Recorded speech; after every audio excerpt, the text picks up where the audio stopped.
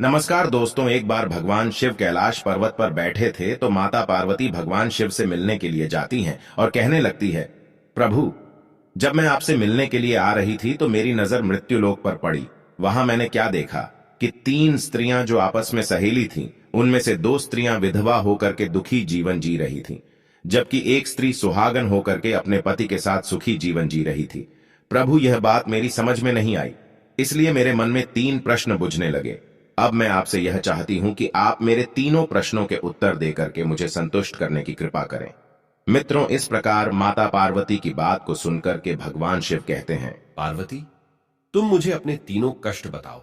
मैं तुम्हें तुम्हारे प्रश्नों के उत्तर देकर के पूरी तरह संतुष्ट करने का प्रयास करूंगा। अब माता पार्वती कहती है, प्रभु, मेरा पहला प्रश्न है, कौन सी स्त्री समय से पहले विधवा हो जाती है? मेरा दूसरा प्रश्न है, कौन सी स्त्री को जीवन में कभी सुख नहीं मिलता? और मेरा तीसरा प्रश्न है, कौन सी चीज ऐसी है जो एक पत्नी अपने पति को मांगने से भी नहीं देती? मित्रों, इस प्रकार माता पार्वती के प्रश्नों को सुन करके भगवान शिव कहने लगे, पार्वती, तुम जिन स्त्रियां की बात कर रही हो, उनमें से दो स्त्रियां विधवा होकर भी अपना दुखी जीवन जी रही हैं, और वहीं पर एक स्त्री सुहागन होकर के अपने पति के साथ में अपना जीवन जी रही है। तुम जानना चाहती हो आखिरकार ऐसा क्यों है, तो मैं तुम्हें एक छोटी सी कहानी सुनाता हूं। इस कहानी को बहुत ही ध्यान से सुनना। आधी अधूरी कहानी सुनने वालों को आधा अधूरा ही ज्ञान प्राप्त होता है, जो जीवन में कभी काम नहीं आता, क्योंकि तुम्हारे तीनों प्रश्नों के उत्तर किसी छोटी सी कहानी में समाये हुए हैं। यदि तुमने ध्यान से सुना तो तुम्हारी तीनों प्रश्नों के उत्तर तो अवश्य मिलेंगे और तुम्हें संतुष्टि प्राप्त होगी। मित्रों, माता पार्वती कहती, प्रभु, मैं आपकी बात से सहमत हूं। आप कहानी शुरू करो, मैं कहानी को पूरी मन से सुनूंगी, और जब तक आप कहानी बोलेंगे तब तक मेरा मन किसी दूसरे स्थान पर नहीं जाएगा। तो मित्रों, कहानी शुरू करने से पहले मेरा आप सभी से अनुरोध है कि आप हमारे चैनल को सब्सक्राइब अवश्य करें और कहानी के अंत तक बने रहें, क्योंकि आज की कहानी आपके लिए बहुत ही महत्वपूर्ण होने वाली है। तो आइए आज कुछ नया सीखते हैं।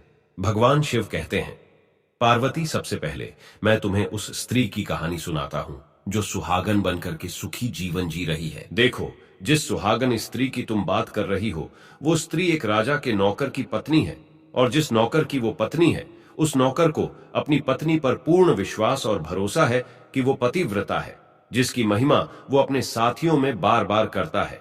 अब देखो, एक दिन की बात है, उस राजा के नौकर ने अपनी पत्नी की प्रशंसा इतनी की कि बात धीरे धीरे फैलते हुए राजा के दरबार तक पहुंच गई। फिर तो राजा ने अपने नौकर को बुलाया और उस नौकर से कहा कि तुम हर किसी से कहते हो कि तुम्हारी पत्नी पतिव्रता है। क्या वास्तव में आपकी पत्नी पतिव्रता है? आपको पूर्ण विश्वास है?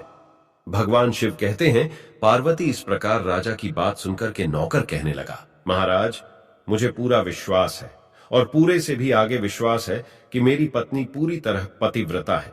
अब उसी समय पर राजा का महामंत्री कहने लगता है, यदि मैं तेरी पत्नी का पतिव्रता धर्म खंडित कर दूं तो तुझे क्या सजा मिलनी चाहिए? फिर तो नौकर ने कहा, यदि तुम मेरी पत्नी का पतिव्रता धर्म खंडित कर देते हो तो महाराज मुझे फांसी लगा देना। अब उधर वो राजा का नौकर भी मंत्री से कहता है, यदि महाराज यह मेरी पत्नी का पतिव्रता धर्म खंडित नहीं कर पाए तो इनको सजा क्या मिलनी चाहिए? तो राजा ने कहा कि मंत्री को भी फांसी की सजा दी जाएगी। भगवान शिव कहते हैं, पार्वती, मंत्री ने स्वीकार कर लिया और नौकर से पूछा कि क्या वस्तु लाऊं जिससे तू माने कि मैं तेरी पत्नी का धर्म खंडित करने में सफल हुआ? तो नौकर ने कहा, मंत्री, यदि तुम मेरे घर से जाकर के मेरे विवाह के समय पर मुझे एक पटका मिला था और एक कतार मिली थी, वो मेरी पत्नी ने बहुत ही संभाल कर रखी है, जो सुहाग की निशानी मानी जाती है। यदि तू पटका और कटार लाकर मुझे दिखा दे तो मैं मान जाऊंगा कि मेरी पत्नी का धर्म तूने पूरी तरह नष्ट कर दिया है।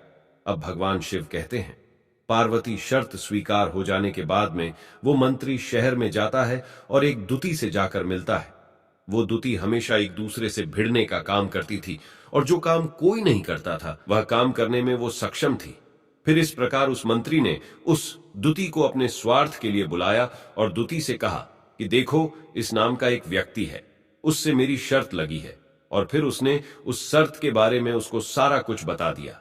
फिर वो उस दुती से कहने लगा कि तू कैसे भी करके उस स्त्री से मेरा संपर्क करवा दे, तुझे जितना धन चाहिए मैं उतना धन दूंगा। भगवान शिव कहते हैं, पार्वती, इस प्रकार मंत्री की बात सुनकर दुती कहने लगी, भाई, तू उस औरत के बारे में बात मत कर। वो औरत पूरी तरह से पतिव्रता है, तेरी ओर थूकेगी भी नहीं, तेरी शक्ल भी नहीं देखेगी, और उनके परिवार के व्यक्ति खूंखार है, तेरी खाल उतार लेंगे।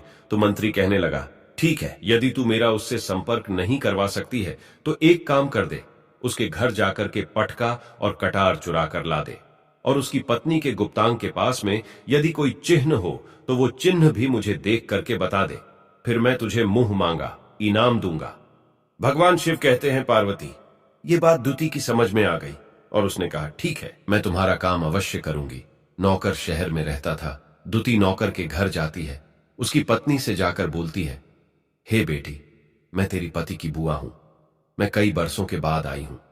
फिर उस स्त्री ने कहा, आओ बुआ जी, मैंने आपको पहले कभी देखा नहीं, इसलिए पहचान नहीं पाई। और इस प्रकार उस दुती को उस नौकर की पतिव्रता स्त्री ने बहुत बड़ा सम्मान दिया, मगर उसे क्या मालूम था कि यह उसके साथ में छल करने आई है। अब भगवान शिव कहते हैं, पार्वती, इस प्रकार वो दुती उस पतिव्रता स्त्री के साथ में 2 दिन तक रुकी। जिस समय वो स्त्री स्नान करने लगी तो दूती उठ करके उस पतिव्रता के कमर मलने लगी। उस पतिव्रता स्त्री ने बहुत मना किया, फिर भी वो दूती नहीं मानी और कहने लगी, मुझे तो बेटी से भी प्यारी लगती हो तो मना मत करो। काफी दिनों के बाद में मेरी तुम्हारी मुलाकात पहली बार हुई है। अब ऐसा कहकर कि वह दूती मुख पर हाथ फिराने लगी। फिर आंखों को धोने के बहाने से उस दूती ने उस पतिव्रता स्त्री की आंखों पर पानी मार दिया और उस स्त्री की आंखें बंद हो गई। इस प्रकार गुप्तांग के पास में जांघ पर उस स्त्री के एक तिल था जो दूती ने देख लिया। बस उसका काम बन गया। उधर ही स्नान करने के बाद में जब वह पतिव्रता स्त्री रसोई में खाना बनाने गई तो दूती को मौका मिल गया और उसने पटका और कटार उस नौकर के घर से चुरा ली और वहां से एकदम से भाग गई। और जाकर के दूती ने वो पटका और कटार मंत्री को दे दिए और उस पतिव्रता स्त्री के जांघ पर तिल की निशानी भी बता दी। भगवान शिव कहते हैं, पार्वती, फिर वह मंत्री पटका और कटार लेकर के सीधा राजा के दरबार में पहुंचा और राजा से जाकर कहा, महाराज, मैंने नौकर की पत्नी के पास में 2 दिन बिताए। तो नौकर मान गया कि वास्तव में आज मेरी पत्नी ने अपना पतिव्रता धर्म पूरी तरह से भंग करवा लिया। भगवान शिव कहते हैं, पार्वती, फिर तो राजा ने फांसी का दिन 15 दिन के बाद में रख दिया और कहा कि नौकर को 15 दिन के बाद में फांसी पर चढ़ाया जाएगा। और इस प्रकार से नौकर से उसकी अंतिम इच्छा पूछी तो नौकर ने कहा कि मैं अपनी पत्नी से अंतिम बार मिलना चाहता हूं। भगवान शिव कहते हैं, पार्वती, इस प्रकार राजा ने उस नौकर को आज्ञा दी कि ठीक है, तुम अपनी पत्नी से मिल सकते हो।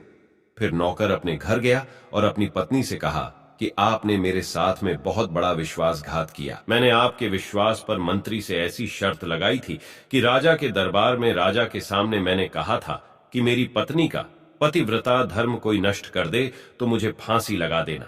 अब मुझे 15 दिन के बाद में फांसी लगा दी जाएगी। मेरे साथ विश्वासघात करके तुमने ठीक नहीं किया। भगवान कहते हैं, पार्वती, उस पतिव्रता स्त्री ने अपने नौकर पति को सारी बात बताई, मगर उसे विश्वास नहीं हुआ और वह राजा के दरबार में पहुंच गया। फिर नौकर राजा के दरबार में पहुंचा तो फिर उसे कैद में डलवा दिया गया।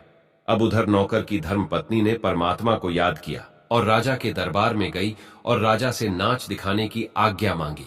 भगवान शिव कहते हैं, पार्वती, उधर नौकर की धर्मपत्नी ने परमात्मा को याद किया और अपना भेष बदल करके राजा के दरबार में गई और राजा से नाच दिखाने की आज्ञा मांगने लगी, क्योंकि वो स्त्री बहुत ही सुंदर थी और उधर राजा शौकीन होते हैं। इसलिए राजा ने आज्ञा दे दी कि सभी मंत्री संतरी आदि उपस्थित होकर के इस सुंदरी का नाच करवाने की पूरी व्यवस्था करें।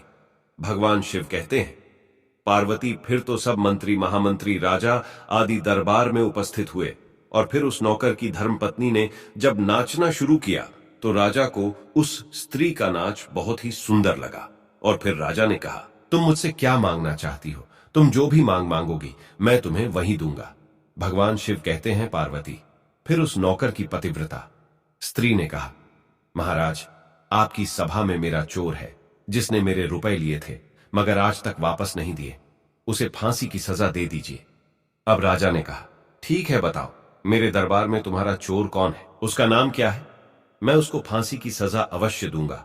भगवान शिव कहते, पार्वती, फिर उस नौकर की पतिव्रता स्त्री ने कहा, महाराजा, आपका मंत्री मेरा चोर है, आप इनको फांसी की सजा अवश्य दें।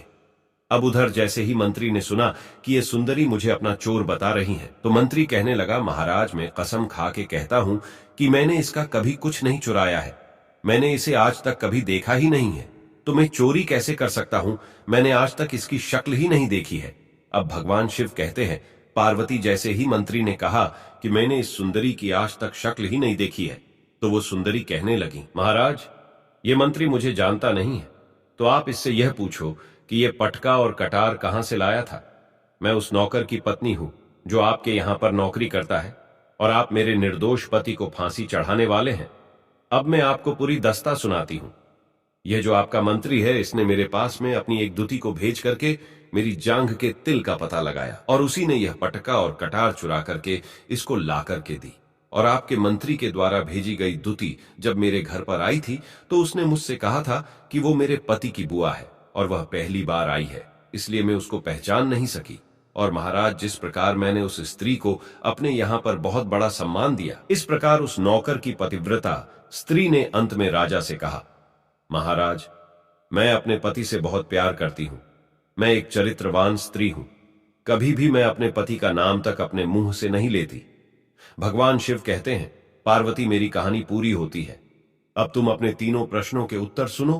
तुम्हारा पहला प्रश्न था, कौन सी स्त्री समय से पहले विधवा हो जाती है? तो जो स्त्रियां अपने पति का नाम लेती हैं, वो समय से पहले विधवा हो जाती हैं, क्योंकि पति का नाम लेने से पति की उम्र कम हो जाती है और समय से पहले ही उनके पति की मृत्यु हो जाती है। ऐसे स्त्रियां जो पति का नाम लेती है, समय से पहले ही विधवा होकर के एक दुखी जीवन जीती है। बस यही राज की बात है कि तुम जिन 3 सहेलियों की बातें कर रही थी, उनमें से 2 विधवा थी और एक ये नौकर की पत्नी थी जो पतिव्रता स्त्री थी। ये पत्नीव्रता कभी भी अपने पति का नाम मुंह से नहीं लेती थी, और उधर वो 2 स्त्रियां जो विधवा होकर जीवन दुखी होकर जी रही हैं, वो हमेशा अपने पति का नाम लेकर ही बुलाती थी, जिसकी वजह से उनके पति की उम्र कम हुई और फिर वो दोनों स्त्रियां समय से पहले ही विधवा हो गईं और आज वो दुखी जीवन जी रही हैं। इसलिए कभी भी स्त्रियों को अपने पति का नाम अपने मुंह से नहीं लेना चाहिए।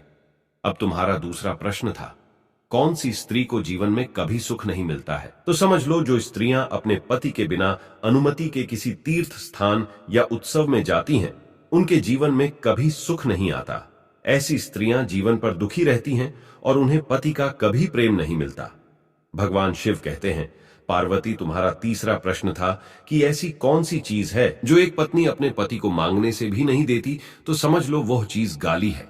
एक चरित्रवान स्त्री कभी अपने पति को गाली नहीं दे सकती, और जो स्त्री गाली देती है वो स्त्री कभी चरित्रवान नहीं होती, और ऐसी स्त्री जीवन भर रोती है, उसके जीवन में कभी सुखी नहीं आती, और समय से पहले ही ऐसे स्त्री विधवा हो जाती है। मित्रों, इस प्रकार कहानी सुनने के बाद में माता पार्वती पूरी तरह से अपने तीनों प्रश्नों से संतुष्ट होकर कहती हैं, प्रभु वास्तव में जो स्त्री चरित्रवान होती है वो कभी दुखी जीवन नहीं जीती है, क्योंकि ऐसे घर में लक्ष्मी का सदा वास होता है और वह घर धन धान्य से हमेशा भरपूर बना रहता है। ऐसी स्त्रियां हमेशा घर को स्वर्ग बना देती हैं।